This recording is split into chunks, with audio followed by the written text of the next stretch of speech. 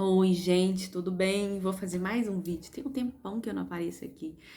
E eu tô morrendo de vontade de falar um montão de coisa com vocês. E é sempre assim, eu vou enrolando. E hoje eu quero falar sobre um assunto, assim, sobre constelação familiar, que é um assunto que eu trabalho, que é uma das técnicas que eu venho trabalhando. E faz muita diferença, fez muita diferença na minha vida. E faz muita diferença na vida das pessoas no qual eu atendo. Porque a gente amplia a visão, a mente da gente de um tanto que é muito bom, né? Eu vou falar sobre a lei do pertencimento. Já ouviu falar da lei do pertencimento? O que é a lei do pertencimento em si? A lei do pertencimento, ela pertence a um grupo de leis que são leis naturais da vida. Essas leis naturais da vida, elas não foram inventadas, tá? Elas foram nomeadas por Beth Helling, só que elas já existem desde que o mundo é mundo, então elas foram apenas nomeadas, e aí existia esse estudo sobre a constelação familiar, que a gente já vai entendendo um pouco mais sobre essas leis naturais. Então eu vou passar para vocês aos poucos todas as leis naturais, e hoje eu quero falar sobre a lei do pertencimento. O que é a lei do pertencimento? A lei do pertencimento, basicamente, é todo ser, ele tem o direito de pertencer a um núcleo familiar. Pode parecer óbvio, né? É óbvio, toda pessoa que nasce, ela pertence a um grupo familiar.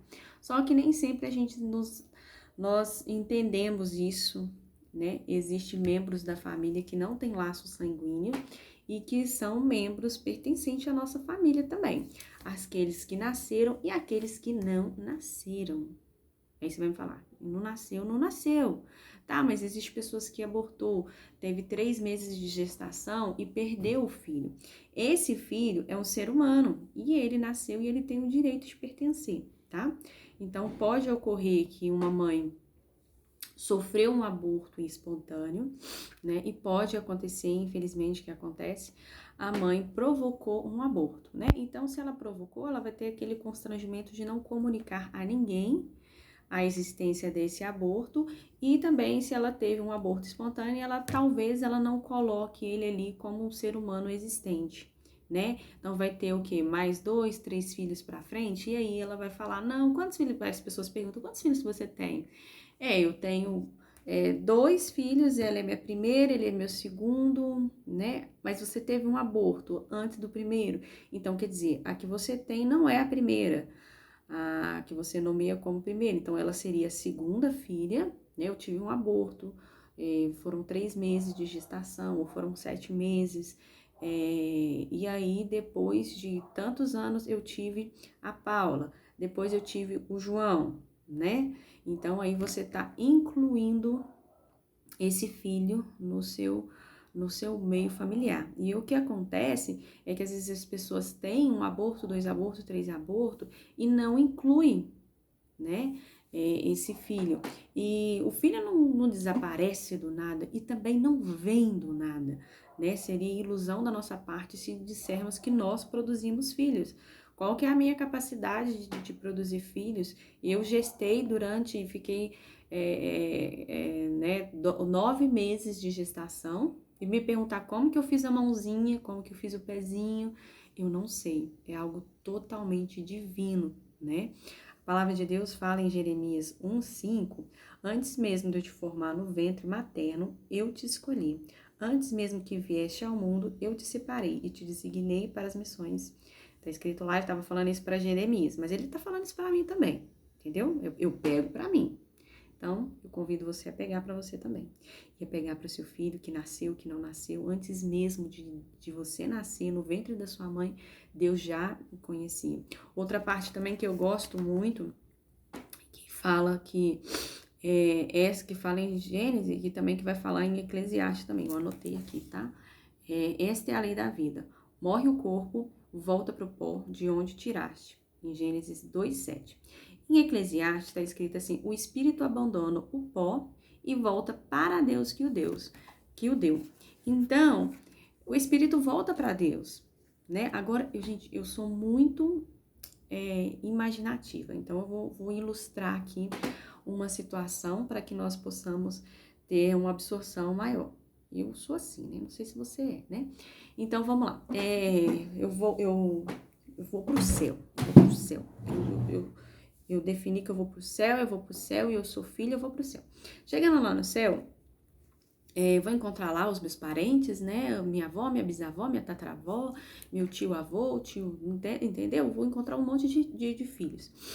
Digamos que eu encontre um filho abortado que eu tinha. E aí eu tô com meus outros filhos, né? Porque Jesus voltou e aí foi todo mundo junto. E aí eu falo, olha, quem que é esse? E aí eu negligenciei a vida toda que a existência desse filho e ele vai vir todo feliz, mãe. E aí é como se eu negasse ele uma vida toda. Aí os dois irmãozinhos falam, nossa mãe, eu tinha um irmão, né? Então assim, é óbvio que isso é uma ilustração totalmente Priscila, tá? Nada teológico, nada verdadeiro, né? Mas é só para que a gente entenda. Então, aquele espírito, ele tá no céu, ele volta para Deus, tá? Então, todo ser humano, ele tem o direito de pertencer. Às vezes pode ocorrer que a mulher tem um aborto espontâneo e ela negligencia esse filho, e às vezes a mulher, ela pode negligenciar o filho porque ela provocou um aborto. E aí é muito feio e tal, e ela não quer falar, fica constrangida, e a sociedade, ela acaba negligenciando. Vão sofrer as consequências dessa atitude? Vão, independente se eu quero ou não, independente se eu acho justo ou não, tá? Outro situação onde se aplica essa lei do pertencimento é quando você casa com uma pessoa e aí você separa. Aquela pessoa, ela vai sempre existir na sua vida, porque eu vivi um casamento, eu fiquei ali anos casado, e quando eu casei com essa pessoa, eu era uma. Quando eu separei, eu me transformei, eu era outra. Eu vivi toda aquela experiência do casamento, e quando eu saio do casamento, eu já não sou mais a mesma, né? Quando eu fui renovar a minha carteira de identidade, né? A moça falou, eu nem sabia, a moça falou, Priscila, você tem que fazer outra carteira, né? Porque agora você é casada, mudou o sobrenome, né? E eu ciente, falei, sim, eu tenho que mudar. Porque sua carteira de identidade nunca mais vai ser a mesma, porque aqui você era solteira. Mesmo se você separar e tirar o sobrenome e achar que não é necessário tirar a carteira, vai estar escrito lá, separada. Eu falei, gente, que horror! Muda sim, muda a sua identidade, muda você, muda tudo. Então, a partir do momento onde houve toda essa mudança, aquela pessoa sempre vai fazer parte da sua vida. E a gente às vezes ignora isso. Às vezes eu tinha até o costume de falar, cadê o seu ex-marido? Ah, aquele falecido, faleceu. E na verdade, isso não, né, a pessoa estava viva lá e chamava de falecido propositalmente. Outra situação também que eu quero falar com você, você foi lá e teve uma relação íntima com uma mulher, gerou um filho. Aquilo ali já aquela mulher já pertence ao núcleo familiar. Independente se você quer ou não, ela já pertence, ela existe, ela tem que ser citada, entende? Quando você é amigado, independente se você é casado ou não no papel, também é válido, aquela pessoa também faz parte do casamento. Anteriormente, eu gosto de citar a Bíblia, anteriormente, quando Isaac, por exemplo, casou com Rebeca, a gente percebe que ele conheceu Rebeca e vamos ali na barraca e ele conheceu Rebeca, coabitou com Rebeca, teve relação sexual com a Rebeca e a partir daquele momento, Rebeca e Isaac fez parte do núcleo familiar, entende? Antigamente era assim, hoje não, né, gente? Hoje já é diferente, as pessoas não querem compromisso, né? Não tinha documento legitimando um casamento. Depois houve um documento legitimando a separação. Por quê? Porque se a mulher fosse pegada em adultério, ela era apedrejada. Então, aí depois que começou a ter o documento do casamento, tá? Acho que eu tô falando muitas coisas, né? Então, essa é um pouco da lei do pertencimento. Então, ex-marido, né, também inclui, ex-mulher também inclui, mesmo que seja amigado e também teve um relacionamento rapidinho, né, gerou ali filho, também pertence. Aquele parente seu que sumiu, fugiu, virou um andarilho, sei lá o que virou, também pertence ao núcleo familiar, tá? É aquela pessoa que foi adotada por uma tia, então ele é seu primo ou ele é seu irmão, ele vai ser sempre pertencente ao seu núcleo familiar também, tá? Então, essas são as leis do pertencimento, tá? Existe consequência quando você não se adequa a essa lei, tá? Existe consequências sérias e gravíssimas.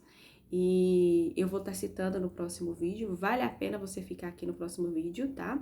Que eu vou citar quais são essas consequências. E aí eu peço para que você, meu amigo, meu irmão, camarada, curtam o meu vídeo, por favor, e também compartilhe aí com alguém que você quer trazer esse conhecimento. E eu vou fazer outro vídeo aqui falando sobre essa questão do...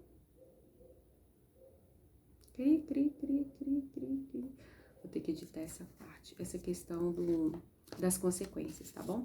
Então, vamos lá. Beijo pra vocês. Fique comigo no meu canal, se inscreve, compartilhe. Muitos beijos e me curte lá, tá bom, gente? Beijo pra vocês.